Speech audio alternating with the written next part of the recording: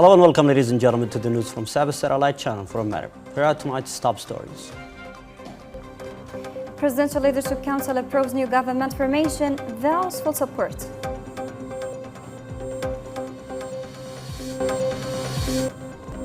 President Al-Alimi meets with Al-Dali'i leaders to discuss stability and development.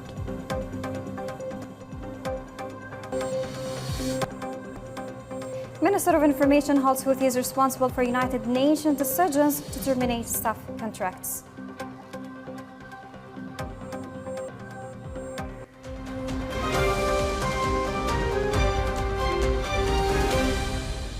Welcome back into the details. The Presidential Leadership Council, led by President Rashad Al-Alimi, held a meeting on Friday to discuss the latest developments on different grounds. The meeting focused on the latest local developments, including progress in restoring stability and services in aiding and the liberated governorates. The Council praised improvements in essential services, particularly electricity, water, fuel supply, and the stability of the national currency, which have positively impacted citizens' lives. The Council also expressed deep gratitude to Saudi Arabia for its continued support to Yemen, especially in enhancing security, supporting state institutions, and providing humanitarian and developmental assistance.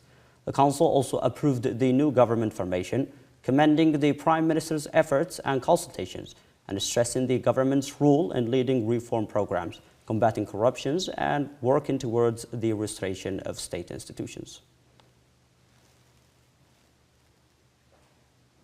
Following Friday's meeting of the Presidential Leadership Council, where the new government formation was approved, the Republican Decree No. 3 of 2026 was issued, officially naming the members of the government. The decree marks a new chapter in Yemeni governance. Now, let's take a look at the key figures who will lead the country through this critical phase of reform and recovery.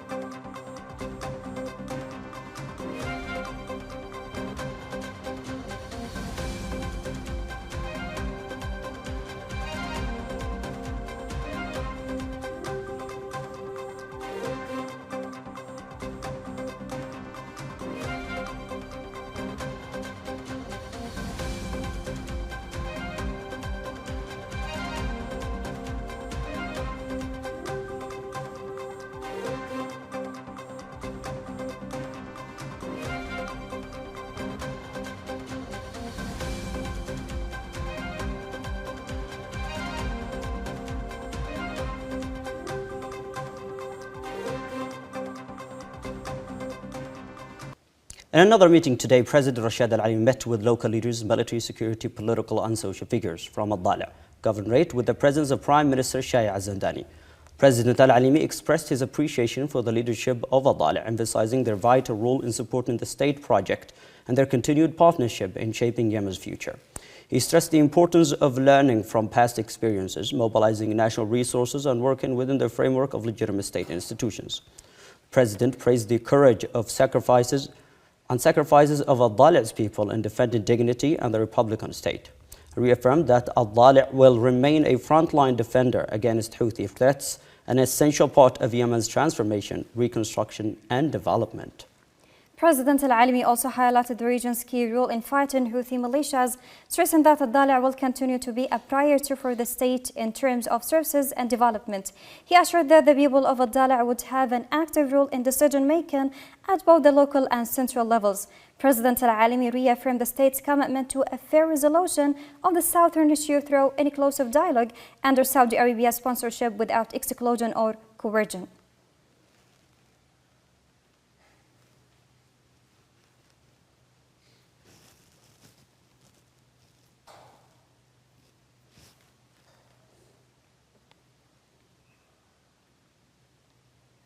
Member of the Presidential Leadership Council and Governor of Hadramaut Salim Al-Khambashi called on businessmen and investors to invest in Hadramaut, highlighting the province as a secure, promising and attractive investment destination.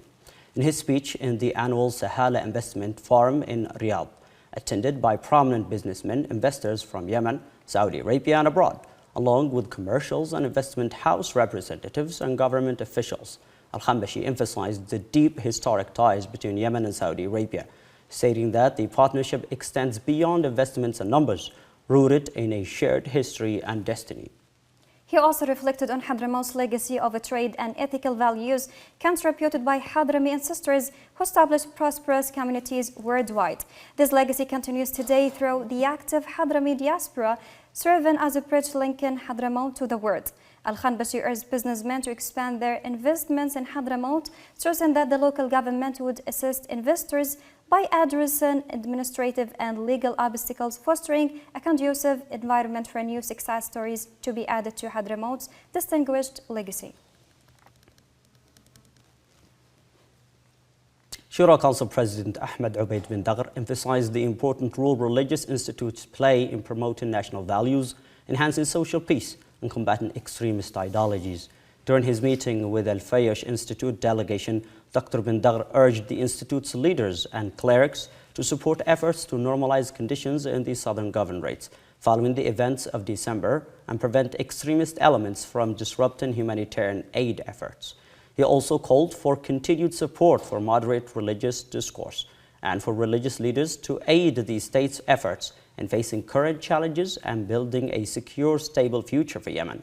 The Institute's leaders expressed their commitment to contributing to national rebuilding efforts and raising community awareness, stressing the Institute's commitment to moderation and rejecting all forms of extremism.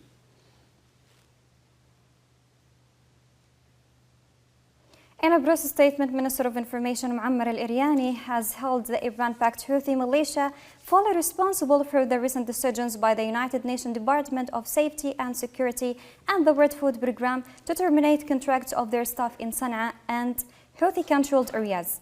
He emphasized that these actions resulted from the militia's systematic campaigns against the United Nations, including kidnappings, disappearances, and arbitrary arrests of humanitarian workers.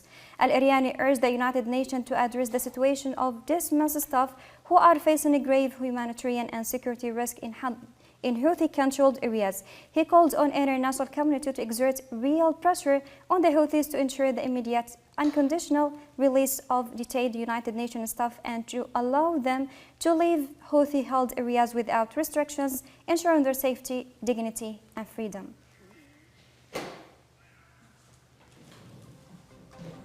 This has been the news from SABA Satellite Channel from America. Stay tuned for updates and have a good time. Have a good